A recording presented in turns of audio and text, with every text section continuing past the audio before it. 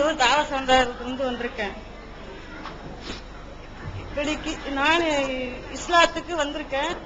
எங்க அப்பா அம்மாவுக்கு சொர்க்கமா நரகமா? இஸ்லாத்துக்கு இப்ப பெரிய ஆச்சரியம் என்னன்னா, பெண்கள் அப்படி ஆண்களை விட யார் அதிகமா வந்துட்டு இருக்கிறார்? பெண்கள் பொதுவா எல்லாத்தையும் கரெக்டாவே சிந்திக்கிறாங்க. நிறைய பெண்கள் என்ன செய்யறாங்க, கூட நேத்து முந்தா நாள் கூட பெங்களூர்ல நம்முடைய ஜமாத் மர்கஸ்ல ஒரு கிறிஸ்தவ குடும்பமே மொத்தமா இஸ்லாம் தழுவிட்டு போயிருக்கிறாங்க. அது ஒரு கல்லூரியில படிக்கிற எம்காம் படிக்கிற ஒரு மாணவி சௌமியாங்கிற ஒரு மாணவி நேத்து பெங்களூர்ல நம்ம ஜமாத்துல இஸ்லாம் தழுவிட்டு பெண்கள் அப்படி என்ன செய்யறாங்க, நிறைய தேடுறாங்க. அவங்க கேள்வி என்னன்னா, இது ஒரு பதிவு செய்யறதுக்கா, கேள்விக்குரிய பதில் இல்ல, ஒரு மெசேஜ். அவங்க என்ன கேட்கறாங்கன்னு கேட்டா, நான் இஸ்லாத்துக்கு வந்துட்டேன், என்னுடைய தாய் தந்தையர் வரல, அவங்களுக்கு சொர்க்கமா நரகமா? இதான் கேள்வி. அவங்க கேள்வி என்னன்னு கேட்டா, நாம இஸ்லாத்துக்கு வந்துட்டோம், தாயும் வரல தகப்பனும் வரல, அவங்களுக்கு சொர்க்கமா நரகமான்றது கேள்வி. இத நம்ம நேரடியா சொன்னோம் வைங்களேன், அவங்களுக்கு ரொம்ப ஒரு பாதிப்பா இருக்கும். அதனால ஒரு சிறந்த ஒரு ஆளை சொல்லுவோம், அப்ப பாதிப்பா இருக்காது. அல்லாஹ்வுடைய படைப்புகள்ல மிகச் சிறந்தவர் யார் நம்ம நம்புறோம்? நபிகள் நாயகம் ஸல்லல்லாஹு அலைஹி வஸல்லத்தை நம்புறோம். ஒரு வகையில் அதை விட சிறந்தவர் ஒரு ஆளை சொல்வதா இருந்தா இப்ராஹிம் நபிய நம்ம நம்புறோம்.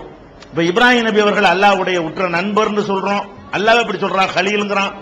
ரசூல் ஸல்லல்லாஹு அலைஹி வஸல்லம் அவர்களை அல்லாஹ்வுடைய நேசர், ரொம்ப சிறந்த அகில உலகத்தினுடைய தூதர், தனிச்சிறப்புகள் நிறைய அல்லாஹ் கொடுத்திருக்கான். கியாமத் நாள் அப்படிப்பட்ட ரெண்டு சிறப்பு வாய்ந்த ஆளை எடுத்துக்கிறோம். இப்ப ரசூல் ஸல்லல்லாஹு அலைஹி வஸல்லம் அவங்கள்ட்ட ஒருத்தர் வர்றார். இந்த அம்மா மாறிய ஒருத்தர் என்ன செய்யறாருன்னு கேட்டா, கேட்கிறார், அல்லாஹ்வுடைய தூதரே, இப்ப ஏன் தகப்பனார் இப்ப எங்க இருப்பாரு கேட்கிறார்.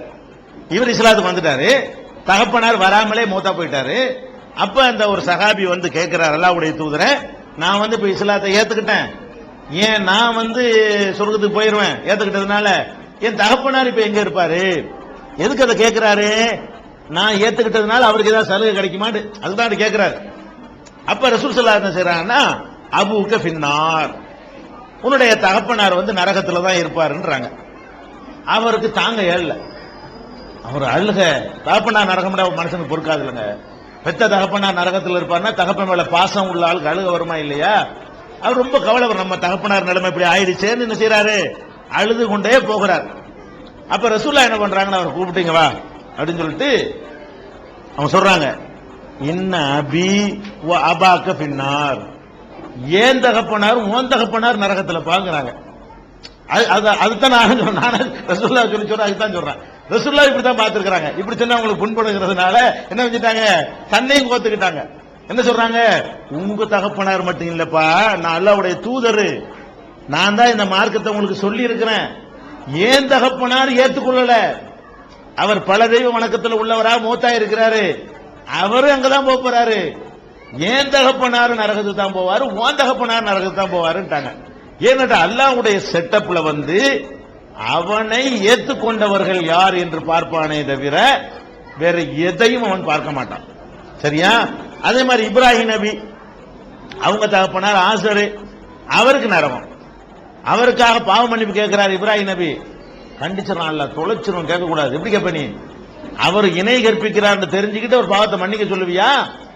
குர்ஆன்ல அல்லாஹ் கண்டிக்கிறான், வமாகான இஸ்திக்பார் இப்ராஹிம் அலி அபீஹி இல்லா மௌஇதத்தின் வஅதஹா இய்யாஹு ஃபலம்மா தபய்யன அன்னஹு அதுவுல் லில்லாஹி தபர்ரஅ மின்ஹு. இப்ராஹிம் தகப்பனுக்காக தெரியாமல் பாவ மன்னிப்பு தேடிவிட்டார். எப்போது அல்லாஹ்வுடைய எதிரி என்று தெரிய வந்ததோ உடனே அதிலிருந்து வாபஸ் வாங்கி கொண்டாரு. அல்லாஹ் குர்ஆன்ல சொல்லி காட்டுறான். அதனால இப்ராஹிம் நபியுடைய வாப்பாவுக்கு இந்த கதின்னா, ரசூலுல்லாஹ்வுடைய தகப்பனாருக்கு இந்த கதின்னா, நம்ம தகப்பனார் இணை கற்பிப்பவராக இருந்தால், ஒரு இறைவனை ஏற்றுக்கொள்ளாமல் இருந்தால், அந்த இறைவன் அவர் என்ன செய்ய முடியாது, பரிசை எதிர்பார்க்க முடியாது. இது நம்ம வருத்தப்படக்கூடாது. அல்லாஹ்வுடைய தீர்ப்பு அதுதான், ஒன்னும் செய்ய வழி இல்லை. அவங்க உங்களுடைய நசீப் அவ்வளவு. ரசூலுல்லாஹ் என்ன செய்வாங்க, அவங்க கவலைப்பட்டாங்களே தவிர அவங்களால தகப்பனாரை காப்பாற்ற முடியாது. அதான் விஷயம்.